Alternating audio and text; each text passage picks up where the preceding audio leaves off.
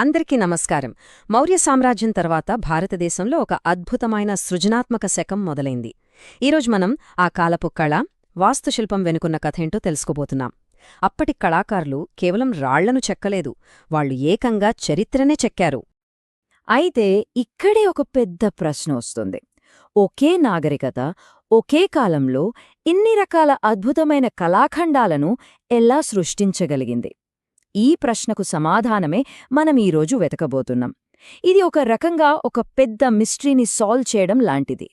సరే, ఈ ప్రయాణంలో మనం ఏమేం చూడబోతున్నామో చెప్తాను. మొదటగా రాళ్లలో ప్రాణం పోసుకున్న ఒక విప్లవాన్ని చూద్దాం. ఆ తర్వాత మామూలు స్మారక చిహ్నాలు మహోన్నత కట్టడాలుగా ఎలా మారాయో గమనిద్దాం.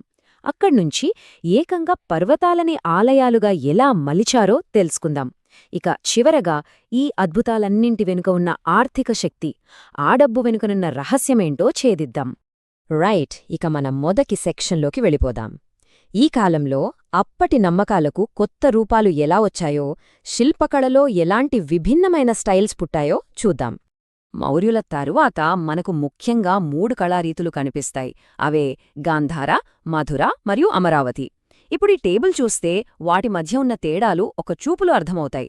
సరే, ఇప్పుడు ఒక్కొక్కదాని గురించి కొంచెం లోతుగా మాట్లాడుకుందాం. ఇక్కడే అసలైన మ్యాటరుంది. ఈ రెండిటి మధ్య ఎంత తేడా ఉందో చూడండి. ఒకవైపు గాంధారకళ గ్రీకో రోమన్ స్టైల్ నుంచి బాగా ఇన్స్పైర్ అయింది. అందుకే అక్కడి బుద్ధుడు విగ్రహాలు గ్రీకు దేవుడైన అపోలోలా కనిపిస్తాయి. కాని ఇంకోవైపు మధురకళ, ఇదే పక్కా దేశీ, పూర్తిగా మన భారతీయ యక్షుల బొమ్మల స్ఫూర్తితోనే తయారైంది. ఒకటి బయట ప్రపంచం వైపు చూస్తే, ఇంకొకటి మన సొంత మూలాల్లోకి వెళ్ళింది. ఎంత ఆసక్తికరంగా ఉందో కదా. ఇదే అస్సలైన విప్లవం. ఎందుకంటే గాంధార శైలిలోనే చరిత్రలో మొట్టమొదటిసారిగా బుద్ధుడికి మనిషి రూపాన్నిచ్చారు. అంతకు ముందు వరకు బుద్ధుణ్ణి పాదాలు, చక్రం, బోధివృక్షం ఇలాంటి చిహ్నాల రూపంలోనే చూపించేవాళ్లు. కాని ఇక్కడే ఒక మనిషిగా బుద్ధుణ్ణి చెక్కడం మొదలుపెట్టారు. ఇది బౌద్ధమత చరిత్రలోనే ఒక టర్నింగ్ పాయింట్. సరే, శిల్పకళ గురించి చూశాం కదా. ఇప్పుడు ఆర్కిటెక్చర్ అంటే వాస్తుశిల్పం వైపు వెళ్దాం.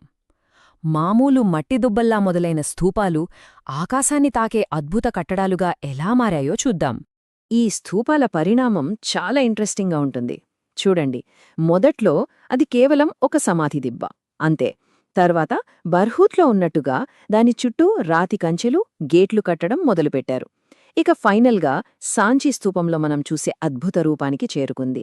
అంటే పూర్తిగా రాతి తొడుగు, దాని చుట్టూ ప్రదక్షిణ చేయడానికి దారి, 4 వైపులా 4 అద్భుతమైన తోరణాలు. ఇలా ఒక గొప్ప కట్టడంగా మారిందన్నమాట. ఇక అమరావతి స్తూపం, ఆహా, ఇది వేరే లెవెల్. ఎందుకంటే ఇది ఇండియాలోనే అతిపెద్ద స్తూపాల్లో ఒకటి.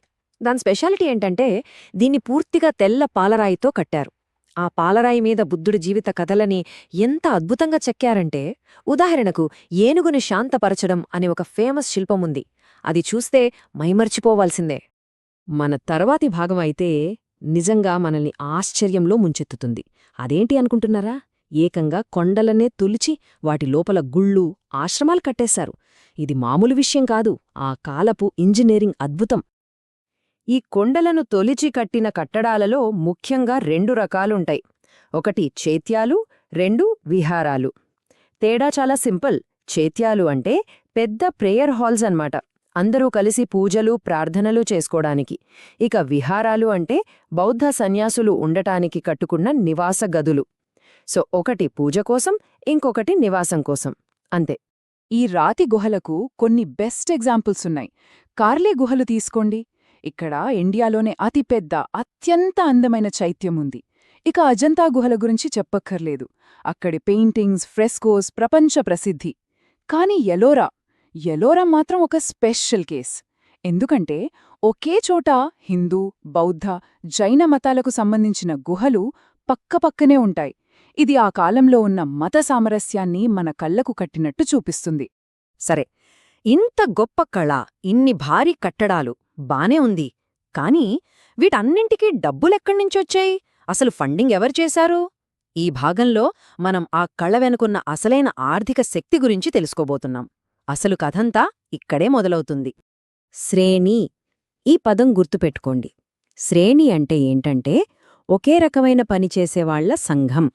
అంటే వజ్రాల వ్యాపారులందరూ కలిసి ఒక శ్రేణి, దంతం పనిచేసేవాళ్లది ఒక శ్రేణి, నూలు వ్యాపారులది ఇంకో శ్రేణి, ఇలా అన్నమాట. ఇవి సొంత రూల్స్తో నడిచే ఆర్గనైజేషన్స్, మన ఇప్పటి ట్రేడ్ అసోసియేషన్స్ లాంటివి. అయితే ఈ శ్రేణులు కేవలం వ్యాపారుల సంఘాలు మాత్రమే కాదు, అంతకంటే చాలా ఎక్కువ. అవి ఆ కాలంలో బ్యాంకులా పనిచేశాయి. అవును, ప్రజల దగ్గర డిపాజిట్స్ తీసుకునేవి, అవసరమైన వాళ్లకి లోన్లిచ్చేవి. అంతేకాదు, గుళ్ల నిర్మాణానికి, ఇతర మంచి పనులకొచ్చే విరాళాలనన్నింటినీ ఇవే మేనేజ్ చేసేవి. తమ వస్తువుల క్వాలిటీ, ధరలను కూడా కంట్రోల్ చేసేవి. సో ఒక రకంగా చెప్పాలంటే ఆనాటి ఎకానమీకి ఇవే బ్యాక్బోన్. దీనికి ఒక పర్ఫెక్ట్ ఉదాహరణ చెప్తాను. మనం ఇంతకుముందు మాట్లాడుకున్నాం కదా సాంచీ స్థూపం గురించి. దానికున్న 4 గొప్ప గేట్లలో ఒక గేటుని దక్షిణ ద్వారానికి విదిషా అనే ఊరికి చెందిన దంతపు కళాకారుల గిల్డ్, అంటే వాళ్ల శ్రేణి, ఫండింగ్ చేసింది. దీన్ని బట్టి అర్థం చేసుకోవచ్చు ఆ గిల్డులు ఎంత పవర్ఫుల్గా ఉండేవో, కళలు ఎంతగా ప్రోత్సహించాయో. సరే, ఇప్పటిదాకా మనం చాలా విషయాలు తెలుసుకున్నాం కదా. ఇప్పుడు వాటన్నింటినీ ఒక్కసారిగా రివైజ్ చేసుకుందాం. గుర్తుంచుకోవాల్సిన ముఖ్యమైన పాయింట్స్ ఏంటో చూద్దాం. ఇవి చాలా సింపుల్, ఈజీగా గుర్తుంటాయి. రీజన్స్: గాంధార వాయువ్యం, మధుర మధ్య భారతదేశం, అమరావతి దక్షిణం. మెటీరియల్స్: ఎర్ర ఇసుకరాయి కనిపిస్తే అది మధుర, తెల్ల పాలరాయి కనిపిస్తే అది అమరావతి. ఫంక్షన్: చైత్యాలు అంటే ప్రేయర్ హాల్స్, విహారాలు అంటే లివింగ్ క్వార్టర్స్. ఫండింగ్: వీటన్నింటి వెనుక ఉన్న ఆర్థిక శక్తి, శ్రేణులు అంటే ట్రేడ్ గిల్డ్స్. అంతే. మనము ఈ విశ్లేషణను ఒక ఆలోచనతో ముగిద్దాం. చూడండి, 1000 ఏళ్ల క్రితం నాటి ఆ కళ, వాళ్ల ఆర్థిక వ్యవస్థ గురించి, వాళ్ల నమ్మకాల గురించి మనకు ఎంత స్పష్టంగా చెబుతోందో. మరిప్పుడు మనం కడుతున్న భవనాలు, మనం నిర్మిస్తున్న స్మారక చిహ్నాలు భవిష్యత్ తరాలకు మన గురించి, మన సమాజం గురించి, మన నమ్మకాల గురించి ఏం చెబుతాయి? ఒక్కసారి ఆలోచించండి.